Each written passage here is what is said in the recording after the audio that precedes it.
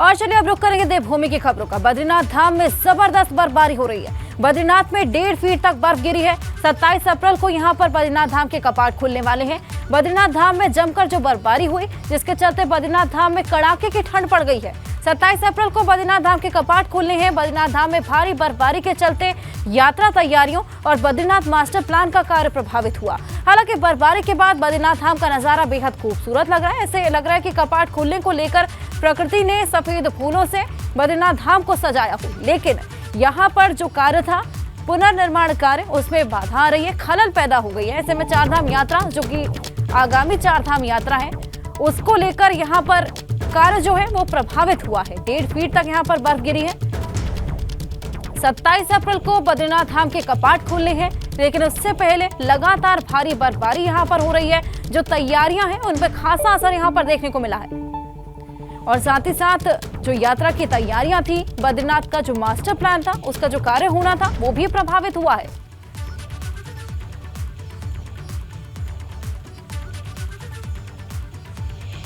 बद्रीनाथ धाम में इस वक्त कड़ाके की ठंड पड़ने लगी है। लगातार बर्फबारी हो रही है। देखिए, सफेद चादर बर्फ की यहाँ पर बिछी हुई है। चारों ओर सिर्फ बर्फ ही बर्फ देखने को मिल रही है और इसकी वजह से यहाँ पर ठंड बढ़ गई है। अप्रैल के महीने में इस तरह से बर्फ पड़ना आमतौर पर नहीं देखी जाती, लेकिन इस बार 27 अप्रैल को जो बद्रीनाथ धाम के कपाट खुलने हैं, उससे पहले ये बर्फबारी की तस्वीरें देखने को मिल रही हैं और इसी बर्फबारी के चलते तैयारियों पर और जो मास्टर प्लान का कार्य था वो खासा प्रभावित हुआ।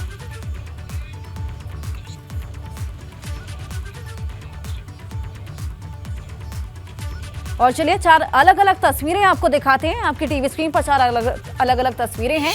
केदारनाथ, बद्रीनाथ और बड़कोट की ये तस्वीरें हम आपको दिखा रहे हैं। देखिए, 2 फीट तक बर्फबारी यहाँ पर हुई है। विकास के काम यहाँ पर रुक गए हैं। बर्फबारी से काम भी प्रभावित हुआ है। 1.5 फीट तक यहाँ पर बर्फ जम गई है। यमुनोत्री धाम में भी आपकी तस्वीरें दिखा रही हैं। लगातार यहाँ पर बर्फबारी हो रही है और बर्फबारी के बाद बड़कोट में धूप भी देखने को मिली है। देखिए, 4 तस्वीरें आपकी टीवी स्क्रीन पर हैं। लगातार बर्फबारी देखने को मिल रही है। सफेद चादर से जगह ढकी हुई है। ऐसे में 2 फीट तक बर्फबारी केदारनाथ में देखने को मिली। विकास के काम रुके हुए हैं, ठप पड़ गए हैं। बर्फबारी से काम खासा प्रभावित हुआ है। 1.5 फीट तक यहाँ पर बर्फ जमी है और थोड़ी ही देर में सीएम धामी चारधाम यात्रा का शुभारंभ करेंगे। सीएम ऋषिकेश से चारधाम यात्रा का शुभारंभ करने वाले हैं। चारधाम यात्रियों को ऋषिकेश से रवाना करेंगे सीएम धामी। ऐसे में खुद कल बद्रीनाथ, केदारनाथ, गंगोत्री और यमुनोत्री के कपाट खुलने वाले हैं। पहले जत्थे में करीब 30 से 40 बसों की बुकिंग हुई है और इसी पहले जत्थे को हरी झंडी दिखाकर सीएम ऋषिकेश से रवाना करने वाले हैं। तो बस कुछ ही क्षण बाकी हैं। ऐसे में चारधाम यात्रा का पहला जत्था रवाना होगा और थोड़ी ही देर में सीएम धामी चारधाम यात्रा को शुभारंभ करने वाले हैं। ऋषिकेश से चारधाम यात्रा का शुभारंभ होगा। पहले जत्थे में आपको अगर बताएं तो 30 से 40 बसों की बुकिंग हुई है और इसी जत्थे को सीएम धामी हरी झंडी दिखाकर रवाना करने वाले हैं। हमारे सहयोगी विनोद कुमार हमारे साथ जुड़ चुके हैं। विनोद, चारधाम यात्रा की शुरुआत होने वाली है। पहला जत्था आज रवाना होगा। 30 से 40 बसों की बुकिंग हुई है और खुद सीएम धामी हरी झंडी दिखाकर इसको रवाना करने वाले। बिल्कुल हर्षा, देखिए, सबसे पहले तो कल से जो चारधाम यात्रा की शुरुआत उत्तराखंड में होने जा रही है, उसको लेकर देश के तमाम राज्यों से जो श्रद्धालु उत्तराखंड पहुंच रहे हैं, उनमें बड़ा उत्साह है। और आज 10:30 बजे मुख्यमंत्री पुष्कर सिंह धामी आज एक जत्थे को रवाना करेंगे। यानी करीब 40 बस ऐसी हैं जो देश विदेश के तमाम ऐसे श्रद्धालु उनमें होंगे। ऋषिकेश के इसी प्रांगण में जहाँ पर मैं मौजूद हूँ, तमाम श्रद्धालुओं को अलग अलग धामों के लिए वो रवाना करेंगे। और तस्वीरें हम आपको दिखा रहे हैं कि कल से उत्तराखंड में चारधाम की शुरुआत होने जा रही है और इसी प्रांगण में तमाम श्रद्धालुओं का पहुंचना यहां पर शुरू हो गया है।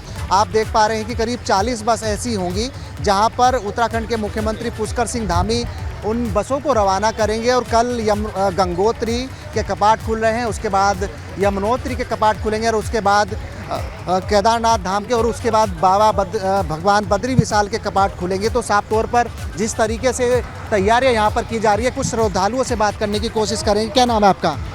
नटू भाई मेरा नाम है, नटू भाई प्रजापति। कहाँ से आए आप? अहमदाबाद से। कल यात्रा की शुरुआत हो रही है, कितना उत्साह है? बहुत मज़ा आएगा। हमारा ग्रुप साथ में 24 आदमी का, जिसको हम साथ में रखेंगे, मज़ा करेंगे, भगवान का दर्शन करेंगे और बहुत खुश रहेंगे हम। आप बताइए कहाँ से आ रहे कहाँ सूरत से आ रही हूँ, मंजुला बेन भानु प्रसाद पंड्या। हाँ, आप क्या कहेंगे? मैं अहमदाबाद से हूँ।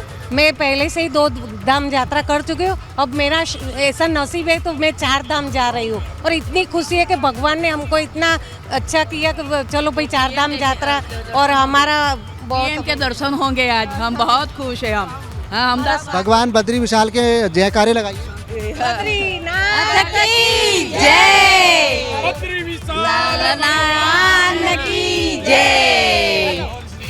अच्छा देखिए, एक ऐसा नज़ारा यहाँ पर देखने को मिल रहा है। तमाम श्रद्धालु अलग अलग प्रदेशों से आए हुए हैं, भगवान बद्री विशाल के जयकारे लगा रहे हैं, केदारनाथ धाम के जयकारे लगा रहे हैं। और कल जिस तरह से गंगोत्री के कपाट खुलने हैं, फिर यमुनोत्री के कपाट खुलेंगे, बाबा केदार के कपाट खुलेंगे और भगवान बद्री विशाल के कपाट खुलेंगे।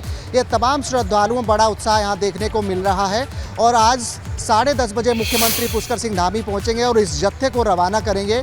यानी चाहे बद्रीनाथ हो, केदारनाथ हो, गंगोत्री हो, यमुनोत्री हो, उसमें तमाम जो श्रद्धालु यहाँ पर पहुँचेंगे। और कल से जो उत्तराखंड की शुरुआत हो रही है, उसको राज्य सरकार ने पूरी तरीके से अपनी तैयारी उसको लेकर की है। और आप देख पा रहे हैं कि ये तमाम श्रद्धालु हैं जो अपने अपने स्थानों यानी इनकी धामों खुशी में साफ तौर पर दर्शन करने देखने को के मिल लिए रही है इनके चेहरों पर। आपके पास वापस आएंगे। उत्तराखंड में कल से शुरू हो रही 4 धाम यात्रा को लेकर श्रद्धालुओं में बड़ा उत्साह देखने को मिल रहा है। ऋषिकेश बस अड्डे में बड़ी संख्या में श्रद्धालुओं का तांता लगता जा रहा है और ऐसे में देश के अलग अलग राज्यों से पहुंचे श्रद्धालु उत्तराखंड की 4 धाम यात्रा के लिए बेसब्री से इंतजार कर रहे हैं।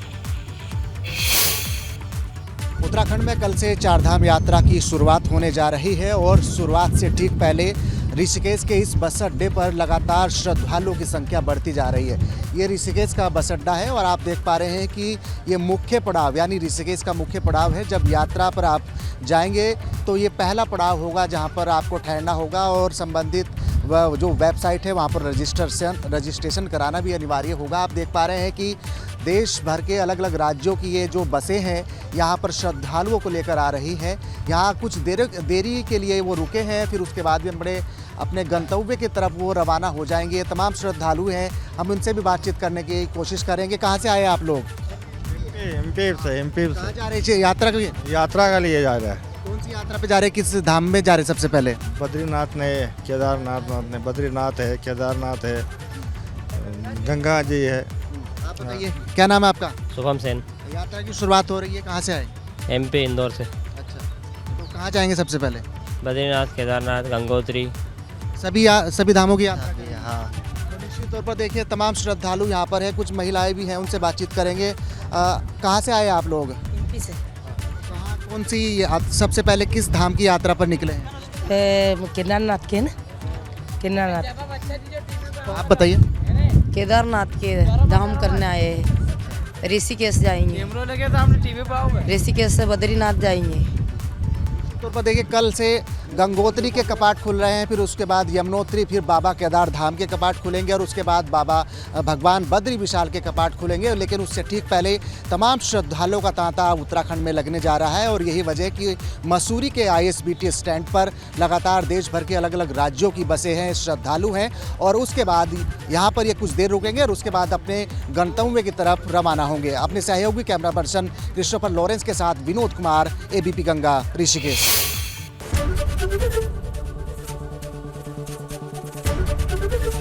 ABP गंगा, खबर आपकी, जुबान आपकी।